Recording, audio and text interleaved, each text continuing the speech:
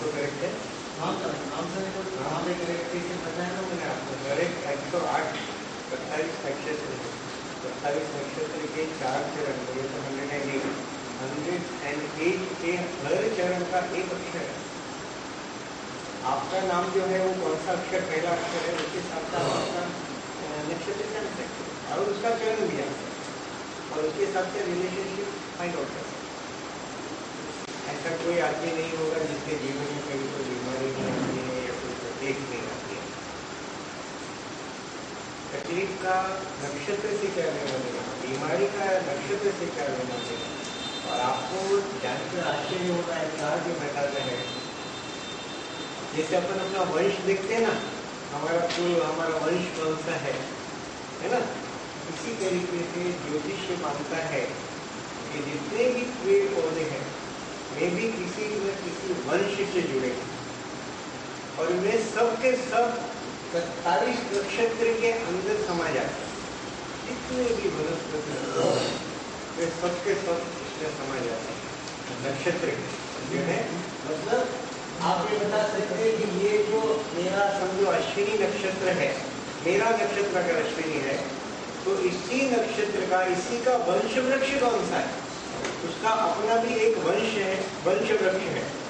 और वो वंश वृक्ष अगर जैसे अपने घर के बड़ों की कैसे अपन सेवा वगैरह करते हैं और उसका अपने को आशीर्वाद मिलता है, सिमिलर वे में अगर हम अपने वंश वृक्ष का पालन करें, उसका पौधा अपने घर में लगाते हैं, उसकी सेवा करते हैं, तो उसका परिणाम हमको वैसे ही मिलेगा जैसे हम अपने पितृ की सेवा करें, अपने वंश के लोगों की सेवा करें। तो एक तो उसको बोलते हैं पूजनीय वृक्ष, दूसरा है रेमेडियल, साध्य वृक्ष उसको बोलते हैं, लेकिन उसको बोलते हैं रेमेडियल प्लांट। रेमेडी में मतलब अगर किसी भी प्रकार की कोई तकलीफ आई तो कौन हमारी रक्षा करेगा, उसके लिए एक रेमेडियल प्लांट अलग से दिए हैं और पूजनीय प्लांट जो है वो अलग से दिए हैं। इसके अंदर मान लीजिए जैसे आप पहले अश्विनी नक्षत्र है, अश्विनी नक्षत्र अगर तकलीफ में आएगा तो उस वक्त उस नक्षत्र में जन्मे हुए लोगों को कौन कौन सी तकलीफ हो सकती है, मस्तिष्क तथा सिर की मूर्छा, जिसको मिर्गी वगैरह बोलते हैं, एपिलेप्सी वगैरह बोलते हैं, एनी डिसीज रिलेटेड है, ठीक है। उसको ब्लड प्रेशर की तकलीफ हो सकती है, मस्तिष्क संबंधी सारी बीमारी।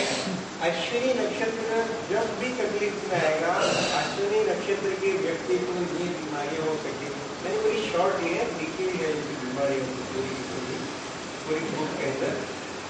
तो मैंने शॉर्ट में इसलिए है कि अपने को ध्यान में आ जाए कि अश्विनी नक्षत्र है तो उसको ये प्रॉब्लम हो सकती है, तो वो क्या करेगा, हो सकती है तो हम क्या कर सकते हैं, बारिश है, हमको मालूम है कि बारिश है तो हम क्या करते हैं, छाता ले लेते हैं।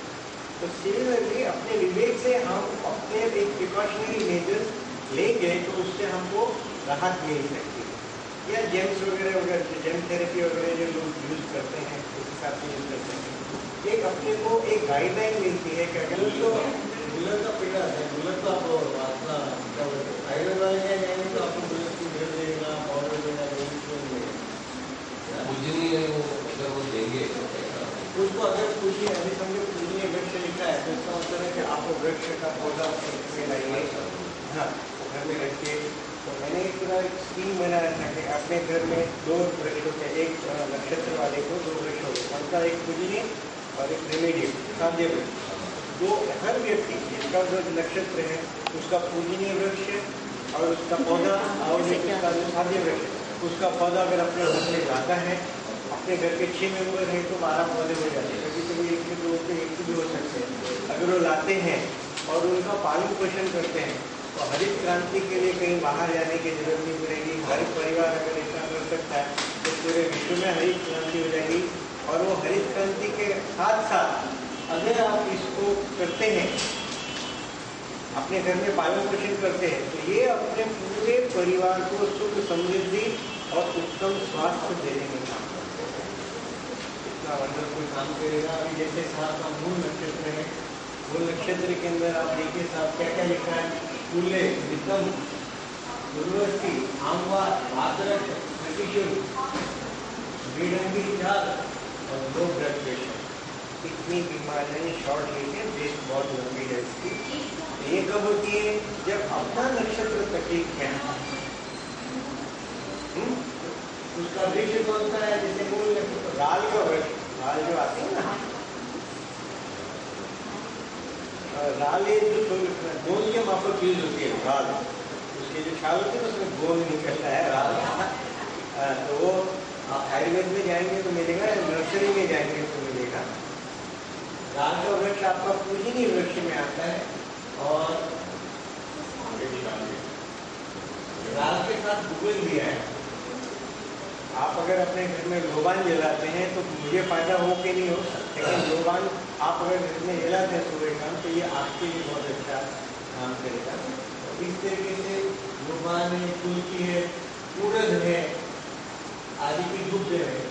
और इनके अपने मंत्र हैं। 27 नक्षत्र हैं तो 27 नक्षत्रों के अपने मंत्र हैं। अगर आपको भी कोई तकलीफ अगर आती है नक्षत्र से रिलेटेड और उस मंत्र का आप जाप करते हैं तो ये आपको एक सुरक्षा उसमें दे सकता है। तो उसके रेमेडियल मेजर में क्या हुआ कि अपना जन्म नक्षत्र जान लीजिए। जन्म नक्षत्र जान करके आप आपका पूजनीय वृक्ष कौन सा है वो जान लीजिए। आपका साध्य वृक्ष कौन सा है जिसको रेमेडियल प्लांट बोल सकते हैं वो जान लीजिए। और वे दोनों वृक्ष पौधे आप अपने घर में लगाते हैं और उनकी सेवा करते हैं तो ये अपने को बहुत अच्छे काम करते हैं। इसकी रेमेडी क्या है और शॉर्ट में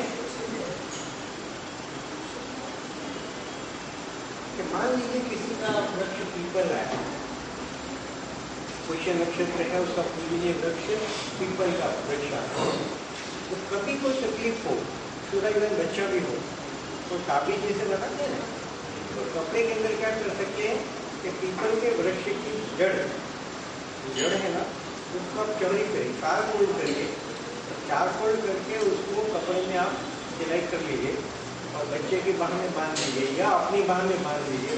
तो ये आपको सबसे बेस्ट प्रोडक्ट बोल सकते हैं कि अराउंड द वर्ल्ड आपको बेस्ट प्रोटेक्शन दे सकता होता है। राइट।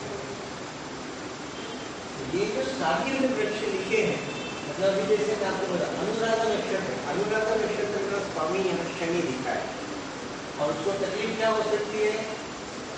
बस्ती, मलाशय, जनना, बुधा, शुक्राणु, अल्पता, बेचैनी, अनियमित, गर्भाशय शूल, बंधत्व, कफ, ये तकलीफ है। वो क्या करेगा? गुलाब की जड़ को चौड़ा करके भुजा में बांधे।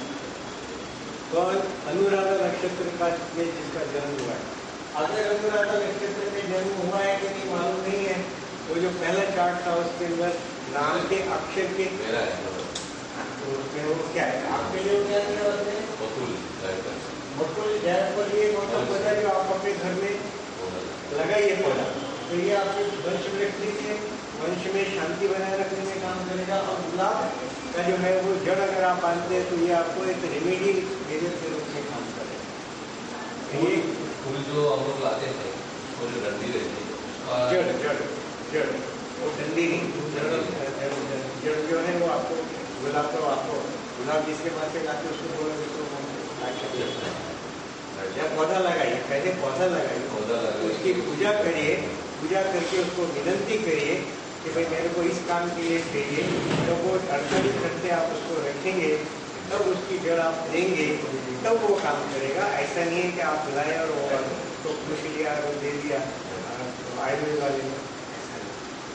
दो चार्ट जो आपके पास हैं ये आपको हेल्थ लाने के पहले भी हम लोग निकाल सकते हैं 48 घंटे का। 48 घंटे मतलब क्या है कि उसको अपनी जब आप उसमें प्रार्थना करते हैं ना, आयुर्वेद का एक सिद्धांत है कि आयुर्वेद के अंदर किसी भी जड़ी बूटी को अगर आपको जरूरत पड़ती है तो आपको वो वृक्ष के सामने जाकर के 24 घंटे पहले प्रार्थना करनी होती है, उसकी पूजा करनी होती है। पूजा करके उसको विनंती करते हैं कि हमारी ये बीमारी है, ये बीमारी में हमको उसमें समाधान चाहिए, तो आप हमको आशीर्वाद दीजिए, मदद करिए। तो वो क्या करता है, वृक्ष आपकी विनंती सुन करके अपनी सारी एनर्जी जिस पोषण आपको जो कोर्स चाहिए, समझे आपको जड़ चाहिए या कोई उसका तना चाहिए या फूल चाहिए, तो वो क्या करता, पत्ता चाहिए, वो क्या करता है, सारी एनर्जी वहाँ पर आपको स्टोर करके देता है। आपकी मदद करने के लिए, और वो जब ला करके आप यूज करेंगे तो कोई मेडिसिन उसका मुकाबला नहीं कर सकती, क्योंकि वो जीवन में एक जीव के माफक आपकी सहायता करने के लिए आगे आए। आप ऐसे लेके आएंगे तो काम नहीं करेंगे।